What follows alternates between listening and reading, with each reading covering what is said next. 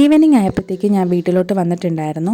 ഇവിടെ വന്നു കഴിഞ്ഞാൽ മൈത്രിമോളുടെ മെയിൻ പരിപാടി അവിടെ മണ്ണിൽ കളിക്കുകയാണ്. കാരണം നല്ല മണ്ണുണ്ട് വീടിൻ്റെ ഫ്രണ്ടിലെല്ലാം. അതുപോലെ നല്ലൊരു വലിയ ഗ്രൗണ്ടും ഒക്കെ ഉണ്ട്. അപ്പം നല്ല രീതിയിൽ പിള്ളേർക്കൊക്കെ കളിക്കാം. ഒരുപാട് പിള്ളേരൊക്കെ അവിടെ വന്ന് ഫുട്ബോളും അതും ഇതൊക്കെ കളിക്കാറുണ്ട്. അങ്ങനെ മൈത്രിമോള് മണ്ണിലെല്ലാം കയറി കളി തുടങ്ങി. ഈ പ്രാവശ്യം ചെന്നപ്പോഴത്തേക്കാണെങ്കിൽ മണ്ണിങ്ങനെ കൂന കൂട്ടി വെച്ചിട്ടുണ്ടായിരുന്നു. കാരണം ഇതിൻ്റെ പുറകിൽ ഡ്രെഡ്ജ് ചെയ്തിട്ടുള്ള കുഴിയാണ്, നല്ല കുഴിയാണ്. അത് വീഡിയോയിൽ കാണുമ്പോൾ നിങ്ങൾക്ക് അത്രയും ഡീറ്റെയിൽ ആയിട്ട് മനസ്സിലാകത്തില്ല, പക്ഷെ ഭയങ്കര ഒരു ഗർത്തം പോലത്തെ കുഴിയാണ്. അതിനെ പ്രൊട്ടക്റ്റ് ചെയ്തുകൊണ്ടാണ് ഈ മണ്ണ് ഇങ്ങനെ ഇട്ടിരിക്കുന്നത്. മൈത്രിയാണെങ്കിൽ മണ്ണ് കണ്ട സന്തോഷത്തിന് അതിനകത്ത് കയറുക, കളിക്കുക, താഴോട്ട് ചാടുക, അത് തന്നെ മെയിൻ പരിപാടി. പിന്നെ ഞാൻ നോക്കിക്കൊണ്ട് തന്നെ ഇരിപ്പുണ്ടായിരുന്നു. കാരണം ബാക്കിൽ കുറച്ച് അപ്പുറത്താണെങ്കിലും കുഴി ആയതുകൊണ്ട് സേഫ് അല്ലല്ലോ എന്ന് വിചാരിച്ച് ഞാൻ നോക്കി തന്നെ ഇരിപ്പുണ്ടായിരുന്നു. അങ്ങനെ പുള്ളിക്കാരി അതൊന്നും മൈൻഡ് ചെയ്യാതെ എൻ്റെ പുറത്ത് കയറി ചാടുന്നുണ്ട്, കളിക്കുന്നുണ്ട്. അതിൻ്റെ ഇടയിൽ നല്ല വെയിലൊക്കെ വരുന്നുണ്ടായിരുന്നു. എനിക്ക് ഭയങ്കര ഇറിറ്റേഷൻ ഉണ്ട്, പക്ഷേ ഒരു വിധത്തിൽ അവിടെ നിന്ന് വരുന്നില്ല. അപ്പോൾ ഇവിടെ ഇരിക്കുമ്പോഴത്തേക്ക് നല്ല സുഖമാണ്, നല്ല കാറ്റാണ്. കുറച്ച് കഴിഞ്ഞപ്പോഴത്തേക്ക് സിസ്റ്റർ വന്നിട്ടുണ്ടായിരുന്നു കുഞ്ഞാവയും കൊണ്ട്. ഞങ്ങൾ കുറച്ച് നേരം കാറ്റൊക്കെ കൊണ്ട് അവിടെ നിന്നു. അപ്പം നമുക്ക് റോഡ് കാണാം. അവിടെ നല്ല സ്പോട്ടാണ്. അതുപോലെ കടലിൻ്റെ സൈഡിലാണ് ഇതെല്ലാം. അപ്പോൾ നമുക്കിങ്ങനെ കടലടിച്ച് കയറുകയൊക്കെ ചെയ്യും. അതൊക്കെ കണ്ടുകൊണ്ട് ഇങ്ങനെ ഇരിക്കാം. ഈവനിങ് ടൈം ആകുമ്പോഴത്തേക്ക് ഞങ്ങളെല്ലാവരും ഇങ്ങനെ വന്ന് ഈ ഒരു ഗ്രൗണ്ടിൽ ഇരിക്കാറുണ്ട്. ഇരുന്ന് ഇങ്ങനെ കഥയൊക്കെ പറഞ്ഞ് എല്ലാവരും കൂടി ഇരിക്കും. നല്ല രസമാണ്. പിന്നെ മൈത്രിമോൾ എവിടുന്നോ ഒരു പുല്ലൊക്കെ പിച്ചിക്കൊണ്ട് വന്നിട്ട് അത് ആ മണ്ണിൻ്റെ പുറത്ത് വെച്ച് നടുക. ചെടി നടുന്നത് നല്ല ശീലമായതുകൊണ്ട് ഞാനിങ്ങനെ ജസ്റ്റ് നോക്കിക്കൊണ്ട് നിന്നേ ഉള്ളൂ. അപ്പോൾ ഇതിൻ്റെ മുകളിൽ ഇത് വെച്ചാൽ ഇവിടെ ഇരുന്നുകൊണ്ട് വളരും എന്നാണ് മൈത്രിമോളുടെ പ്രതീക്ഷ. ഞാൻ പിന്നെ ഒന്നും പറഞ്ഞില്ല. ആളൊരു പുല്ലായി എവിടുന്നോ പറിച്ചുകൊണ്ട് വന്ന് ആ ചെടി ആ മണ്ണിൻ്റെ മുകളിൽ ഇങ്ങനെ നട്ട് വെച്ചിരിക്കുകയായിരുന്നു. അതെല്ലാം കഴിഞ്ഞപ്പോഴത്തേക്ക് ആൾ വീണ്ടും ആളുടെ കളി തുടങ്ങി. പക്ഷേ എങ്ങനെയെങ്കിലും വിളിച്ച് എഴുന്നേൽപ്പിച്ച് വീട്ടിൽ കൊണ്ടുപോകണമെന്ന് വിചാരിച്ച് വിളിച്ചപ്പോൾ അവിടെ കിടന്ന് കൊല വിളിയായി.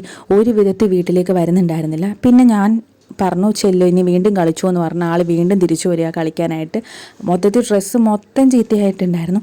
അപ്പോഴത്തേക്കൊന്ന് മൈത്രിമോളെ സോപ്പിടാൻ വേണ്ടിയിട്ട് ഹസ്ബൻഡ് പോയിട്ട് കുൽഫിയും അതുപോലെ ഈ ഒരു കടലയും വാങ്ങിച്ചിട്ട് വന്നിട്ടുണ്ടായിരുന്നു. അപ്പോൾ ഈ കടല എന്ന് പറയുമ്പോൾ മഞ്ഞക്കടല എനിക്ക് ഭയങ്കര ഇഷ്ടമാണിത്. ഞാൻ മഞ്ഞക്കടല എന്നാണ് പറയാറ്, പട്ടാണിക്കടല. ഇത് ഉപ്പിട്ട ടൈപ്പാണിത്. ഇതിൻ്റെ കൂടെ അല്ലാതെ മുളകിട്ട ടൈപ്പൊക്കെ കിട്ടും. അതാണ് എനിക്ക് കുറച്ചും കൂടി ഇഷ്ടം. പക്ഷേ എനിക്ക് ഭയങ്കര ഇഷ്ടമാണ്. ഞാൻ എപ്പോൾ വീട്ടിൽ വന്നാലും ഇതിങ്ങനെ വാങ്ങിക്കും. 10 രൂപയ്ക്ക് അത് വാങ്ങിച്ചിട്ട് കഴിക്കും. അത് കഴിഞ്ഞപ്പോൾ ഞാൻ നേരെ അടുക്കളയിൽ പോയി. നമുക്ക് എപ്പോൾ വീട്ടിൽ വന്നാലും അമ്മ എന്തൊക്കെയാണ് വെച്ചിട്ടുണ്ടാവുക, എന്തൊക്കെയാണ് സ്പെഷ്യലെന്ന് നോക്കിയില്ലെങ്കിൽ ഒരു സമാധാനം ഉണ്ടാവില്ലല്ലോ. അങ്ങനെ നേരെ അടുക്കളയിൽ പോയപ്പോഴത്തേക്ക് ഇത് ആ ഒരു മീനിൻ്റെ കറി ഉണ്ടായിരുന്നു. അതുപോലെ പുളിശ്ശേരി ഉണ്ടായിരുന്നു. പിന്നെ ചെറുപയറിൻ്റെ തോരൻ ഉണ്ടായിരുന്നു. അപ്പോൾ എനിക്ക് ചെറുപയർ തോരൻ ഭയങ്കര ഇഷ്ടമാണ്. പക്ഷേ പൊതുവേ ഞാൻ മീൻ കഴിക്കാറില്ല. എനിക്ക് മീൻ കറി അങ്ങനെ ഇഷ്ടമല്ല. പക്ഷേ ഇഷ്ടംപോലെ മീൻ കിട്ടുകയും ചെയ്യും വീട്ടിൽ. ഞാൻ പക്ഷേ കഴിക്കാറുമില്ല. അങ്ങനെ ഞാൻ കുറച്ച് ചോറും കറിയൊക്കെ എടുത്തു. മീനും എടുത്തിട്ടുണ്ട്. അത് ചുമ്മാ വീഡിയോയ്ക്ക് വേണ്ടിയിട്ട് സൈഡിൽ വെച്ചു എന്നേ ഉള്ളൂ. മീൻ എനിക്കിഷ്ടമല്ല.